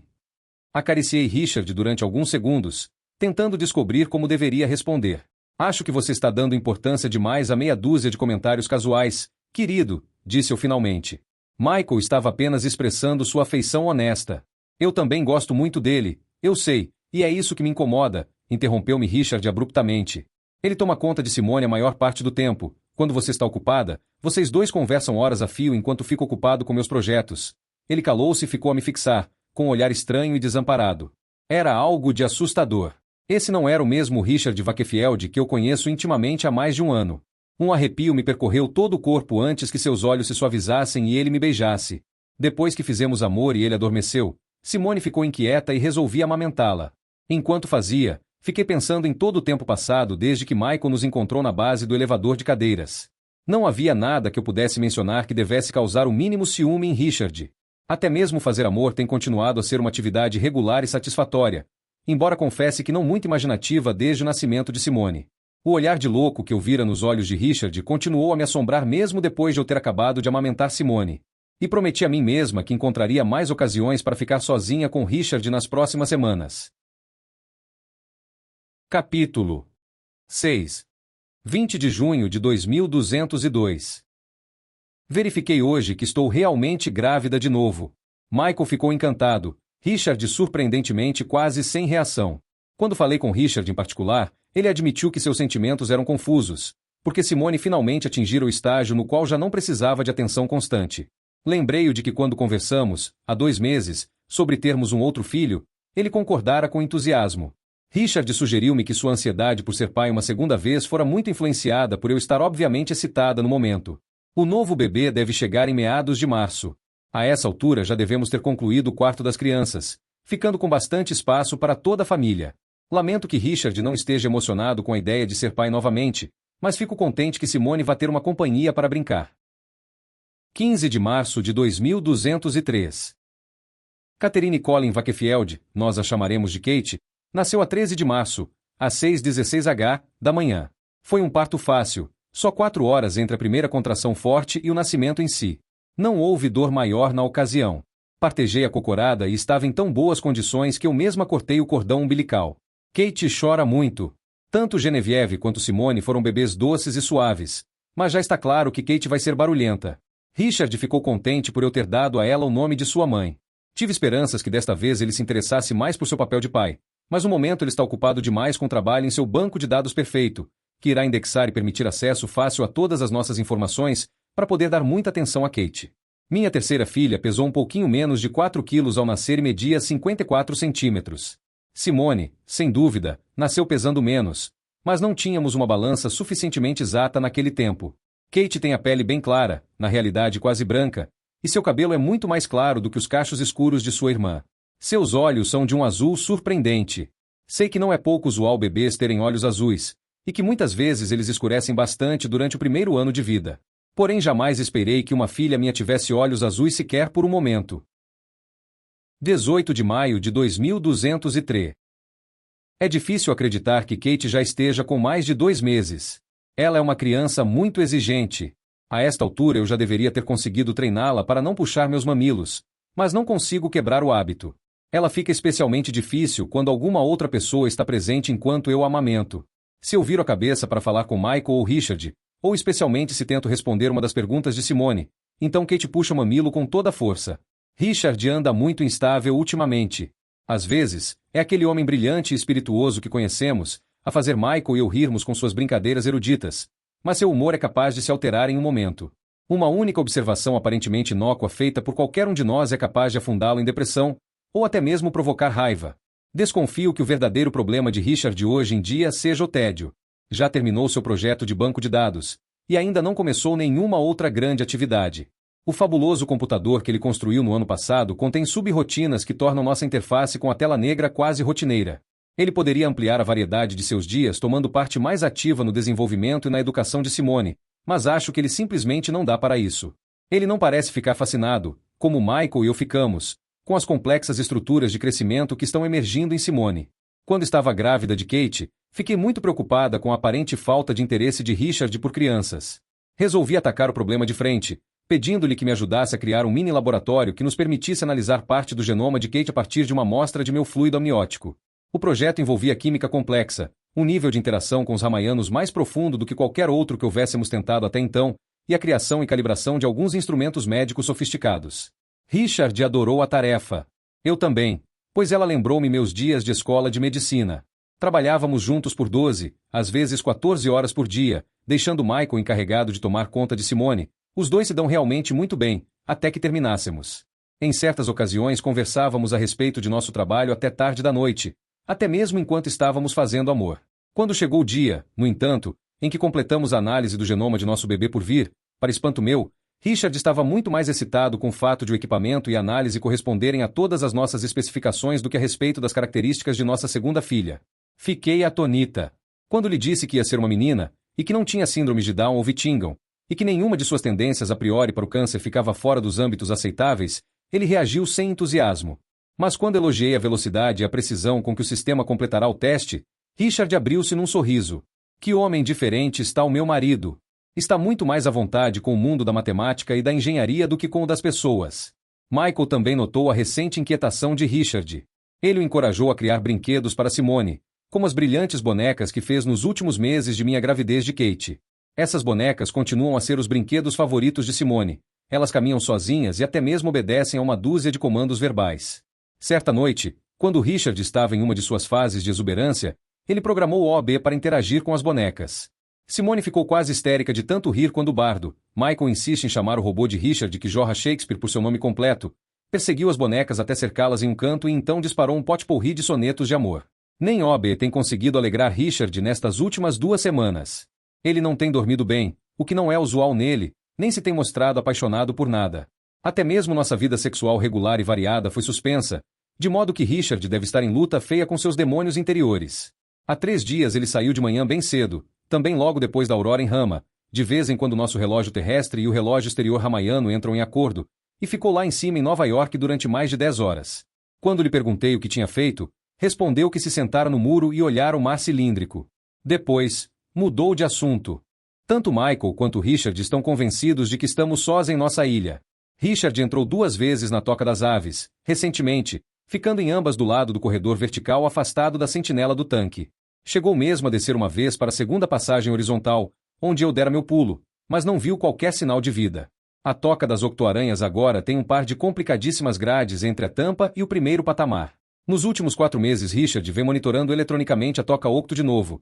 Embora ele admita que possa haver certas ambiguidades em seus dados de monitor, Richard insiste em afirmar que é capaz de determinar apenas com base em inspeção visual que faz muito tempo que as grades não são abertas. Os homens armaram o barco à vela há uns 2 meses, depois passaram um par de horas testando no mar cilíndrico. Simone e eu ficamos acenando para os dois, da praia, temendo que os biomas caranguejos classificassem o barco como lixo, como, ao que parece, fizeram com outro barco. Jamais conseguimos descobrir o que acontecerá com ele, mas uns 2 dias depois de escaparmos da falange de mísseis nucleares voltamos ao ponto onde o havíamos deixado e ele desaparecera. Richard e Michael o desarmaram de novo e trouxeram-no para a proteção do interior da toca. Richard tem dito várias vezes que gostaria de velejar para o outro lado do mar, na direção sul, para ver se podia encontrar algum lugar onde o penhasco de 500 metros pudesse ser escalado. Nossas informações a respeito do hemicilindro sul de Rama são muito limitadas. A não ser pelos poucos dias em que participamos da caçada aos biomas com o time de cosmonautas original da Newton, nosso conhecimento da região é limitado aos grosseiros mosaicos montados em tempo real a partir das imagens iniciais dos zangões da Newton. Seria por certo fascinante e excitante explorar o sul, talvez descobríssemos até mesmo para onde iam aquelas octoaranhas todas. Mas a esta altura não podemos nos permitir nenhum risco. Nossa família é extremamente dependente de cada um dos 3 adultos. A perda de qualquer um de nós seria devastadora. Acredito que Michael O'Toole contenta-se bem com a vida que fizemos para nós em Rama, especialmente desde que a adição do grande computador de Richard deixou quantidade tão maior de informações a nosso dispor. Temos agora acesso a todos os dados enciclopédicos arquivados a bordo da nave militar da Newton. A unidade de estudo de Michael, no momento, e é assim que ele chama sua recreação organizada, é a história da arte. No mês passado a conversa esteve repleta de Médicis e dos papas católicos da Renascença, juntamente como Michelangelo, Rafael e os outros grandes pintores da época. Agora está a braços com o século XIX, momento que acho mais interessante na história da arte. Mais recentemente temos tido conversas a respeito da Revolução Impressionista, mas Michael não aceita meu argumento de que o impressionismo foi simplesmente uma consequência natural do advento da câmera. Michael passa horas com Simone. Ele é paciente, terno e cuidadoso. Tem monitorado detalhadamente o desenvolvimento da menina, arquivando todos os seus momentos importantes em sua agenda eletrônica. No momento, Simone reconhece visualmente 21 das 26 letras, confunde C e S, assim como Y e V, e por alguma razão não consegue aprender o K, e em um bom dia consegue contar até 20. Simone sabe, também, identificar desenhos de uma ave, de uma octoaranha e dos 4 tipos mais frequentes de biomas. Ela sabe também o nome dos 12 discípulos, fato que não deixa Richard muito feliz. Já tivemos um encontro de cúpula sobre a educação espiritual de nossas filhas, e o resultado foi um desacordo educado. E agora resto eu. Sou feliz a maior parte do tempo, embora haja dias em que a inquietação de Richard, ou o choro de Kate, ou simplesmente o absurdo de nossa estranha vida nesta espaçonave alienígena combinam-se para me arrasar. Estou sempre ocupada. Planejo a maior parte das atividades familiares, decido que vamos comer e quando, e organizo o dia das crianças, inclusive seus horários de sono. Nunca paro de indagar para onde estamos indo, porém não fico mais frustrada por não saber a resposta. Minha atividade intelectual pessoal é um pouco mais limitada do que seria se só tivesse de pensar em mim, mas argumento comigo mesma que o dia só tem um número limitado de horas. Richard, Michael e eu temos frequentes conversas muito interessantes, de modo que não há falta de estímulo. Mas nenhum dos dois se interessa muito por algumas áreas intelectuais que sempre foram parte de minha vida. Meus talentos em línguas e linguística, por exemplo, sempre foram para mim fonte de orgulho, desde meus tempos de colégio. Há algumas semanas, tive um sonho apavorante, no qual eu esquecera como escrever ou falar qualquer coisa a não ser inglês. Durante 2 semanas, depois disso, passei 2 horas por dia sozinha, não só revendo meu amado francês como também estudando italiano e japonês. Uma tarde, no mês passado, Richard projetou na tela negra um produto de telescópio externo ramaiano que incluía nosso Sol e outros milhares de estrelas na visão do campo. O Sol era o mais brilhante dos objetos, mas apenas um pouquinho. Richard lembrou a mim e a Michael que já estávamos a mais de 12 mil bilhões de quilômetros de nosso planeta natal oceânico, em sua órbita fechada em torno daquela estrela insignificante. Mais tarde, na mesma noite, vimos Eleonor, a rainha, um dos cerca de 30 filmes originalmente a bordo da Newton para entreter a tripulação de cosmonautas. O filme era vagamente baseado nos bem-sucedidos romances de meu pai sobre Eleonor de Aquitânia e fora filmado em muitas locações que eu visitará com meu pai quando era adolescente. As cenas finais do filme, mostrando os anos que precederam a morte de Eleonor, tinham lugar na abadia de Fontevraud. Lembro-me de, aos 14 anos, ficar de pé na abadia, ao lado de meu pai, em frente à efígie esculpida de Eleonor, minhas mãos trêmulas de emoção ao apertar as dele. Você foi uma grande mulher, dissera eu certa vez ao espírito da rainha que dominara a história do século XII na França e na Inglaterra, e estabeleceu um exemplo para eu seguir. Não a desapontarei. Naquela noite, depois de Richard adormecer e enquanto Kate estava temporariamente quieta, voltei a pensar naquele dia e fui tomada da mais profunda tristeza, com uma sensação de perda que não chegava a poder expressar. A justa posição do sol que se afastava com a imagem de mim mesmo aos 14 anos, a fazer promessas ousadas a uma rainha que morrera 1000 anos antes, lembrou-me de tudo que eu conhecera antes de Rama agora estava acabado.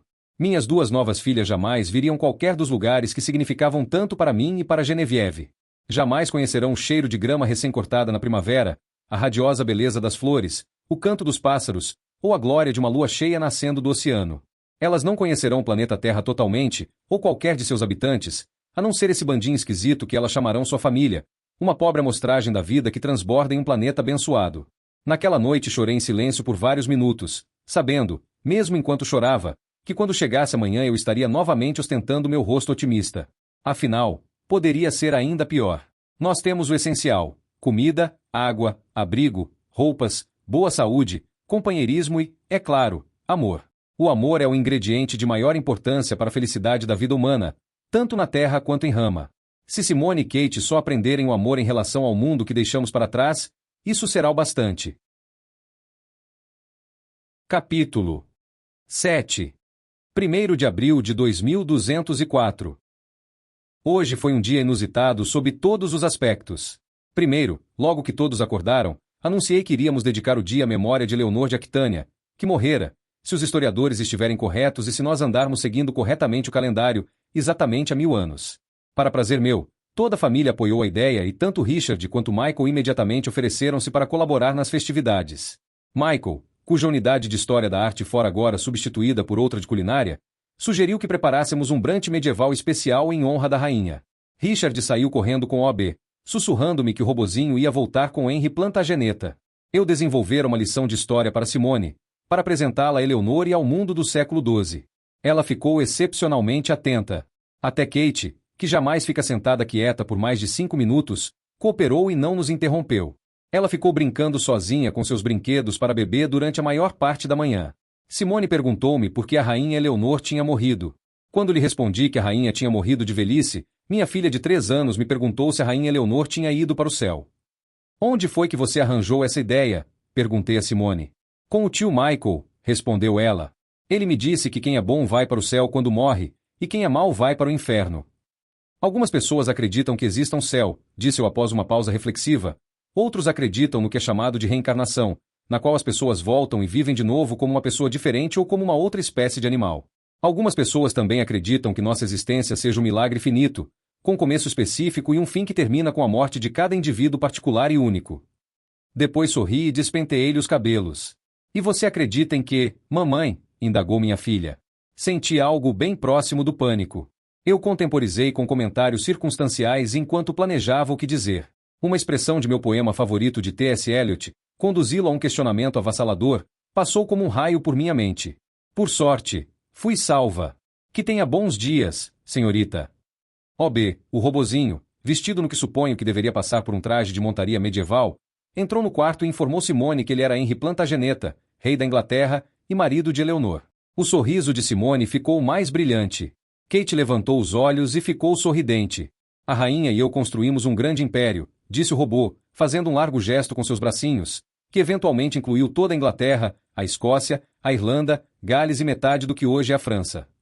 OB recitou sua aula preparada com entusiasmo, divertindo Simone e Kate com suas piscadelas e gestos de mão. Depois ele meteu a mão no bolso, tirou miniaturas de um garfo e uma faca, afirmando que ele é que introduziu o conceito de uso de talheres na Inglaterra bárbara. Mas por que botou a rainha Eleonor na prisão? Perguntou Simone depois que o robô acabou. Eu sorri. Ela realmente prestara atenção à sua aula de história. A cabeça do robô girou na direção de Richard. Este levantou a mão, indicando que esperassem um momento, e saiu correndo pelo corredor.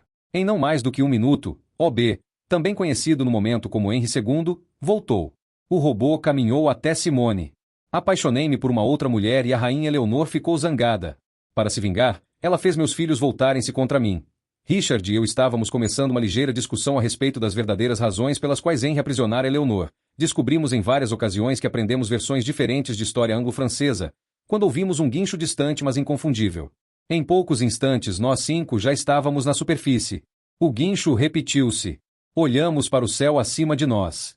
Uma ave solitária estava descrevendo um grande desenho com seu voo umas poucas centenas de pés acima dos arranha-céus. Corremos para o parapeito, no lado do mar cilíndrico, para poder ver melhor. 1, 2, 3 vezes a grande criatura voou dando a volta do perímetro da ilha.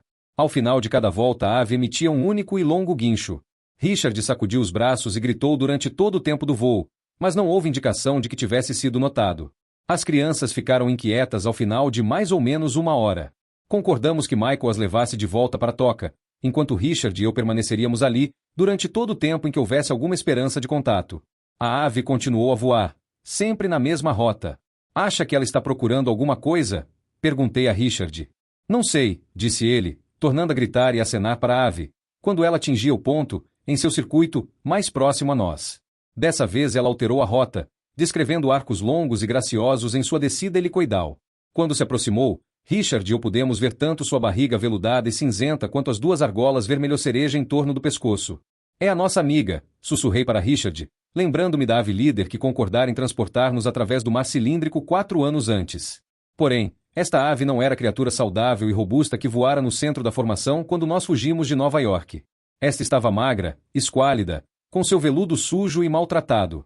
Ela está doente, disse Richard quando a ave pousou a uns 20 metros de nós. A ave balbuciou alguma coisa suavemente e sacudiu a cabeça com nervosismo, como se esperasse companhia. Richard deu um passo em direção a ela, mas a criatura sacudiu as asas, bateu asa uma vez e recuou alguns metros. Que comida temos aí? Indagou Richard falando baixo, que mais se aproxime quimicamente ao melão maná. Sacudi a cabeça. Não temos comida nenhuma a não ser o resto da galinha de ontem. Espere, disse eu, interrompendo-me. Nós temos aquele ponche verde que as crianças gostam. Ele lembra o líquido que fica dentro do melão maná. Richard sumiu antes que eu acabasse. Durante os 10 minutos que ele levou para voltar, a ave e eu olhamos uma para a outra. Tentei concentrar minha mente em pensamentos amigáveis, esperando que de algum modo minhas boas intenções se comunicassem através de meus olhos. Em um momento vi a ave mudar de expressão, mas é claro que não tinha a menor ideia do que a expressão significava. Richard voltou trazendo uma de nossas tigelas pretas cheia de ponche verde. Pousou a tigela à nossa frente e apontou para ela, enquanto recuávamos uns 6 ou 8 metros. A ave aproximou-se dela em passos pequenos e hesitantes, mas eventualmente parou bem defronte à tigela. A ave abaixou o bico até mergulhá-lo no líquido, experimentou um pouco, depois atirou a cabeça para trás para engolir. Aparentemente, o ponche foi aceitável, pois o líquido esgotou-se em menos de 1 minuto. Quando acabou, deu 2 passos para trás, abriu as asas ao máximo e deu uma volta completa. Agora nós devíamos dizer de nada, disse eu, estendendo minha mão para Richard. Nós, por nossa vez, também demos uma volta completa, como havíamos feito ao dizer adeus e obrigado 4 anos antes, e nos curvamos ligeiramente na direção da ave depois que acabamos. Tanto Richard quanto eu pensamos que a criatura sorriu, mas logo admitimos que poderíamos tê-lo imaginado. A ave de veludo cinzento abriu as asas, decolou e ficou pairando no ar sobre as nossas cabeças. Aonde acha que ela vai? Perguntei eu. Ela está morrendo, respondeu ele suavemente. Ela vai dar uma última olhada no mundo que conheceu. 6 de janeiro de 2205.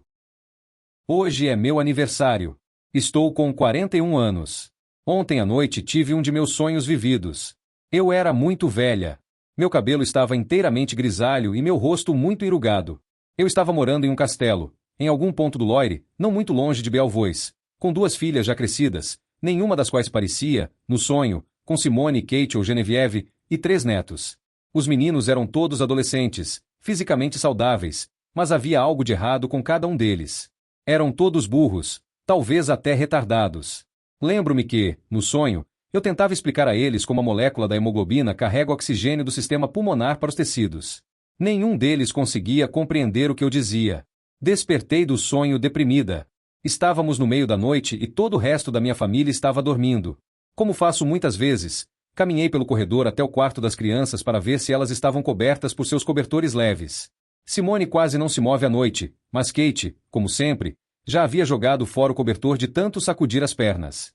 Tornei a cobrir Kate e depois sentei-me em uma das cadeiras. O que me estaria incomodando? Fiquei imaginando. Por que será que ando tendo tantos sonhos sobre filhos e netos? Um dia, na semana passada, fiz uma referência de brincadeira à possibilidade de termos um terceiro filho e Richard, que anda atravessando outra de suas fases de depressão, quase morreu de susto. Acho que ele lamenta ter deixado que eu o convencesse a termos Kate. Mudei de assunto imediatamente, sem querer provocar outro de seus discursos nihilistas. Será que eu mesma quereria um novo bebê a esta altura? Será que ele faria algum sentido, na situação na qual nos encontramos? Deixando de lado, no momento, quaisquer razões pessoais que eu pudesse ter para dar à luz uma terceira criança, existe sempre um forte argumento biológico em favor da continuidade da procriação. Nossa melhor probabilidade de destino leva a crer que jamais venhamos a ter contatos com outros membros da espécie humana.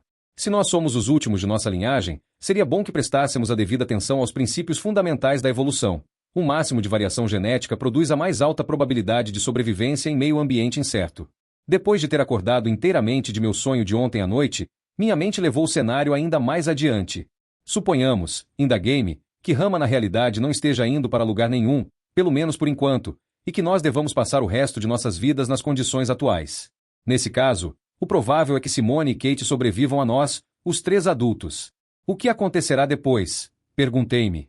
A não ser que de algum modo preservássemos um pouco de sêmen ou de Michael ou de Richard, e ambos os problemas biológicos e sociológicos seriam formidáveis, minhas filhas não poderiam reproduzir. Elas talvez venham a chegar ao paraíso ou ao nirvana, mas eventualmente perecerão e os genes que carregam consigo morrerão com elas. Mas imagine, continuei, que eu tenha um filho. As duas meninas terão um companheiro da mesma idade e o problema das gerações futuras será sensivelmente diminuído. Foi nesse ponto dos meus pensamentos que uma ideia verdadeiramente louca explodiu em meu cérebro. Uma de minhas principais áreas de especialização durante minha formação fora genética, em particular os defeitos hereditários. Lembrei-me de meus estudos de casos das famílias reais da Europa entre os séculos XV e XVIII, e os muitos indivíduos inferiores produzidos por excesso de endogenia. Um filho produzido por Richard e por mim teria os mesmos ingredientes genéticos que Simone e Kate. Os filhos desse filho com qualquer uma das duas meninas, nossos netos, teriam risco altíssimo de defeitos. Um filho produzido por Michael e por mim, por outro lado, compartilharia apenas de metade de seus genes com as meninas, e se minha memória não me falha sobre os dados, seus descendentes com Simone ou Kate teriam risco de defeitos drasticamente menor. Rejeitei imediatamente esse pensamento chocante. Ele, no entanto, não foi embora. Mais tarde, naquela noite, quando deveria estar dormindo, minha mente voltou ao mesmo tópico. E se eu ficasse grávida de Richard e nascesse uma terceira menina? Teríamos de repetir o processo todo. Já estou com 41 anos. Quantos mais me restam antes da chegada da menopausa, mesmo que eu a retarde por processos químicos? Com base nos dois dados concretos que temos até agora, não há evidências de que Richard seja capaz de produzir algum dia um menino. Poderíamos criar um laboratório que permitisse uma seleção de esperma em seu sêmen, mas isso exigiria um esforço monumental de nossa parte e meses de interação detalhada com os ramaianos. E ainda restariam as questões de preservação de esperma e de fazê-lo chegar aos ovários. Examinei todas as técnicas comprovadas para o processo de alteração da seleção natural do sexo, a dieta do homem, o tipo e a frequência das relações sexuais, planejamento de tempo em relação à ovulação, etc., e concluí que Richard e eu provavelmente teríamos uma boa possibilidade de termos um menino naturalmente, se tivéssemos muito cuidado. Mas no fundo de minha mente persistia o pensamento de que as probabilidades seriam muito mais favoráveis se Michael fosse o pai. Ele, afinal, tinha 2 filhos homens, em 3, como resultado de comportamento aleatório. Por mais que eu pudesse melhorar as probabilidades com Richard, as mesmas técnicas com Michael virtualmente garantiriam um filho. Antes de tornar a adormecer, considerei por um instante o quanto toda a ideia era pouco prática. Um método sem falhas de inseminação artificial, que eu teria de supervisionar, mesmo sendo a paciente, teria de ser elaborado. Será que poderíamos fazê-lo, em nossas circunstâncias atuais, e garantir tanto a saúde quanto o sexo do embrião? Até mesmo hospitais na Terra, com toda espécie de recursos à sua disposição, nem sempre têm sucesso. A outra alternativa seria fazer sexo com Michael. Embora a ideia não me parecesse desagradável, as ramificações sociológicas pareceram-me de tal magnitude que abandonei completamente a ideia. 6 horas mais tarde. Os homens surpreenderam-se esta noite com um jantar especial. Michael está ficando um ótimo cozinheiro. A comida, de acordo com o anunciado, teria gosto de bife Wellington, embora parecesse mais creme de espinafre. Richard e Michael também serviram um líquido vermelho rotulado de vinho. Não era horrível, de modo que eu bebi, descobrindo para grande surpresa minha que ele continha algum álcool, deixando-me até perceber um ruído de espumante. Todos nós estávamos ligeiramente empilecados depois do jantar. As meninas, particularmente Simone, Ficaram atonitas com nosso comportamento. Durante nossa sobremesa de torta de cocô, Michael disse-me que 41 era um número muito especial. Passou então a explicar-me que ele era o maior número primo que dava início a uma longa sequência quadrática de outros primos. Quando perguntei-lhe o que era uma sequência quadrática, ele riu e disse que não sabia. Mas ele escreveu, na realidade, a sequência de 40 elementos de que estava falando: 41, 43, 47, 53, 61, 71, 83, 97, 113, terminando em 1601. Garantiu-me que cada um daqueles 40 números era primo. E, portanto, acrescentou, dando uma piscadela, 41 deve ser um número mágico. Enquanto eu ria, nosso gênio residente, Richard, olhou para os números e a seguir, não mais de um minuto depois de brincar com seu computador, explicou a Michael e a mim porque a sequência era chamada quadrática. As segundas diferenças são constantes, disse ele, mostrando-nos o que queria dizer com um exemplo. Portanto, toda sequência pode ser gerada por uma simples expressão quadrática. Tome-se f, n, igual n do n mais 41. Continuou, onde n é qualquer integral de 0 a 40. Essa função gerará a sequência inteira. Melhor ainda, riu-se ele, tomem f, n, igual n do 81n mais 1681, onde n é uma integral que vai de 1 a 80. Essa fórmula quadrática começa no fim da sua fileira de números, f, 1, igual 1601, e vai passando pela sequência em ordem crescente. Ela se inverte em f, 40, igual f, 41, igual 41, e então gera todo o seu quadro numérico do novo, em ordem crescente. Richard sorriu. Michael e eu ficamos olhando para ele com maior respeito. 13 de março de 2205. Kate teve hoje seu segundo aniversário e todos estavam de muito bom humor, particularmente Richard. Ele gosta muito da caçulinha, e ela o manipula escandalosamente. Porque era seu aniversário, ele a levou até a tampa da toca das octoaranhas, e eles sacudiram as grades juntos. Tanto Michael quanto eu expressamos nossa desaprovação, mas Richard riu-se e piscou para Kate.